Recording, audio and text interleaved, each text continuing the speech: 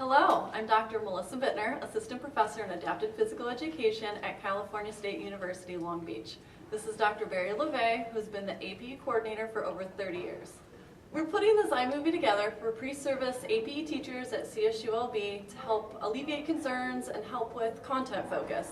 The interviewees are all great CSULB APE alums who we're very proud of, and of course the quality AP instruction they provide every day for children with disabilities. Here. I think the hands-on, of course, I'm sure everybody says that, but especially for ASAP and Camp Nugget, those are two really big things for me, that I really got to work hands-on with a student, but then not even just my student, I was able to see other people's students as well. I think the ASAP program is what really helped, just having all those tools, you know, being able to work with kids when you're still new into it, being able to try different things and seeing what your peers are doing and really having that hands-on experience was what really helped. And just being able to make lessons and have themes and do all the things that I love to do, especially since I have a lot of preschool age students, that helped get that big, you know, have all those tools and things to use. Well, when I was here one year, I was president of the PE club, and I was voted like PE student of the year, and I got sent to the Boston AFERD conference. Oh, yeah. And I will never forget that, because I could go into the sessions or into the socials and say that I was a student of Dr. LeVay's, and so that kind of got me in, and I was meeting all of, well, it did, and I was meeting all these professors who had written all the books that we were studying, and so it was really exciting for me, and that's when I realized how important networking is and how important it is to go to as many conferences as you possibly can. It was a great experience. In data collection, just getting as much experience as you can, both taking data but also learning how other people take data, how they collect it, either on an iPad or on cards, like we use cards in Downing, but also just like what movements, like you mentioned, what movements you're looking for when you're assessing a student, because it's so important to take data for our IEP goals, for making new goals, and just for assessment.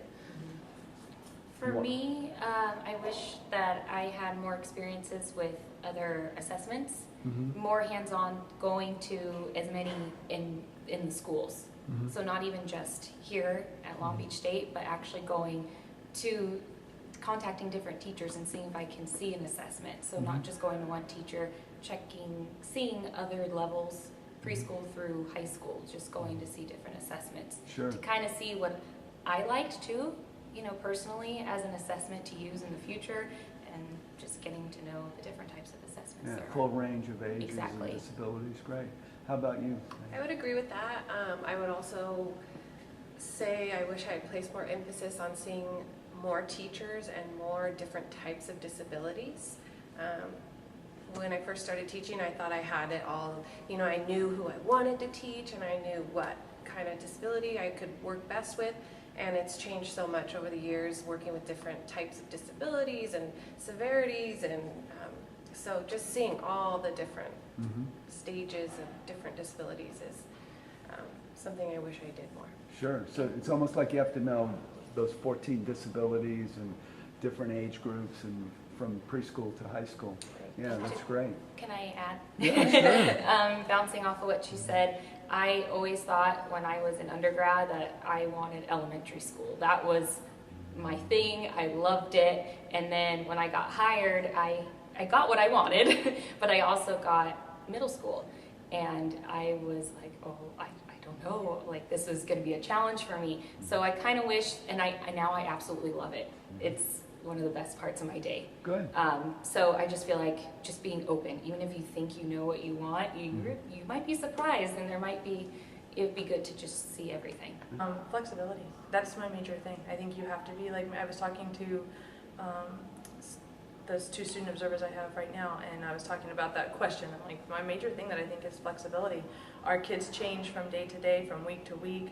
Weather changes, as you can see today. It's pouring down rain, and yesterday it was nice and sunny and I could be outside. And I just have to be flexible. When I walk on campus and the Fit Kids Center that I usually use has the book fair in it and no one told me, I've got to like, okay, all my equipment was for inside activities. What are we going to do outside today? And so I just have to be flexible. And if I show up on a campus like, oh, I forgot to tell you there's an IEP tomorrow.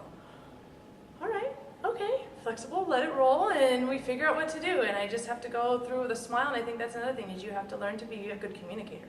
Like you got to be flexible, and then you're working with so many teachers and so many program specialists and special ed directors and school psychologists that you need to learn to be a good communicator. And if you feel like I can't do that, you need to find a way to respectfully and professionally say, hey, I'm not able to do that, or you know what, I can do that if we can work with me with this.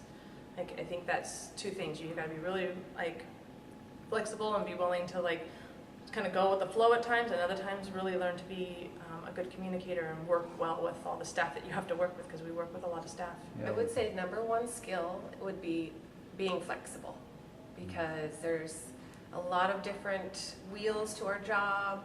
You have to be able to be flexible with where you're teaching, what time you're teaching, personalities of different teachers you're working with, personalities of students, and just being flexible and not being so rigid on we have to do it this way and we have to, place these students together. Just be flexible.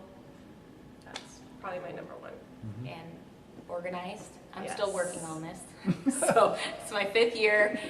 It takes time and just trying to figure out what works best for you. We change it all the time. Every time. Even at the preschool, we're changing things all the time. So just being organized and flexible are the two things that I think of. Yeah. I just think sometimes we feel like we have to prove ourselves a little bit, Yeah. that, physical education is important.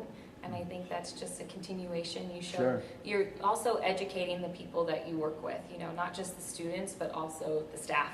And so once they understand what you're doing and everything has a purpose, then it's great. Sure.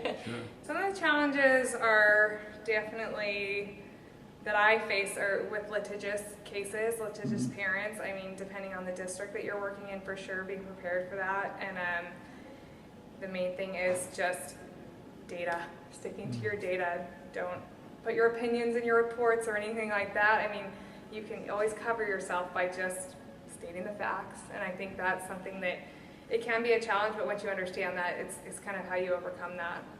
And I've had to, depending on your district, like I said, you may have those cases and we get more than other areas, but it's something just to really, when you are doing those IEPs and writing those reports, just having them, state the facts. I think that there's a lot of challenges. I think the whole inclusion trend is a real challenge to get the right balance for that and to make sure that they're not just trying to turn you into a consultant instead of a teacher. So I feel like that's really happening a lot with budget cuts and everything, so we have to be really careful about that. I think litigation is a big challenge because APE is not always, if you go to fair hearing, APE isn't always the target, but if your report or something is the weak link, the lawyers may be looking for a weak link in the case, and hopefully, and it better not be you, because you are going to become off focus. So I think litigation is a big issue. I wrote the same exact thing. You did see, Yeah. it's a problem. Inclusion and litigation. Sure. And caseloads. Again with budget, the caseloads are really big, and you have to keep up with all of the IEPs and the assessments and teach, and it's a lot. I think right now everything is a big push for inclusion, which I love. But I'm not too sure if our general education, physical educators are really ready for all of that. So I think that's going to be the biggest challenge, is wherever you start. The big push is inclusion right now. So I'm doing that, but at the same time I've got to meet goals and objectives. At the same time I've got to do assessments. At the same and I've got to meet needs of my students. So I'm having to do pull out and work on goals and objectives on one day, and then I go and I see, especially for my students who are mod severe, I go and then push into Gen Ed PE, because the PE teachers are not equipped for the amount, because a lot of our kids are coming back from county, so we have a lot more mod severe on our campuses, and they want them fully included in Gen Ed PE. So I think that's one of the bigger challenges, is trying to now, you've got to collaborate with the Gen Ed PE teachers and kind of teach them how we can make it work for our students. Because a lot of times they'll get out there and like, oh, okay, yeah, they can be over there. And it's like, no, I want them involved. I want them to feel like they need to be, like they're included. That's what this inclusion thing is. They need to be included. So that's going to be, I think, the biggest challenge for new people that are coming in is you're really going to have to be big, like you just said it, collaboration. Yeah. Like you've really got to be big on collaboration and being able to go out and push into gen ed PE at the same time as teaching your caseloads. My students are the best thing about my job, sorry. Yeah, They bring a smile to my face every day. great. Every time I come in, they love PE. I'm sorry, geez. I didn't know I would do that. Yeah. They love PE. They love to come in. They see my activities. They see things that we're doing. They get super excited to be there. And I only get to see them for a half hour, 45 minutes. So I get the best of them. And they've had a rough day. They've had this. They come in. The teacher's like, oh my gosh, good luck today. Da, da, da. And they come in with me and they're great. I don't have as many behaviors because we're constantly moving. There's music, there's fun activities, there's something going on, and so if I'm having a rough day, if I'm having something, you know, it's like, oh God, I go and I go sit in a preschool class, or I'll go and, you know, let me teach this, let me get in here and let's do this, because those students, their smiles, the fact that they know that I get them moving, I make them happy, and so Wow. I just love that part. Your passion really shows. Yeah. Thanks, Wendy. Yeah. You're great. This is my 8th year. I still love it, just like I did in the beginning. I love it even more because I'm more experienced and it's more free-flowing and more easygoing. And I'm a theme person, everything's a theme for me. I get to change my equipment. I get to make stuff and be creative and crafty and do those types of things.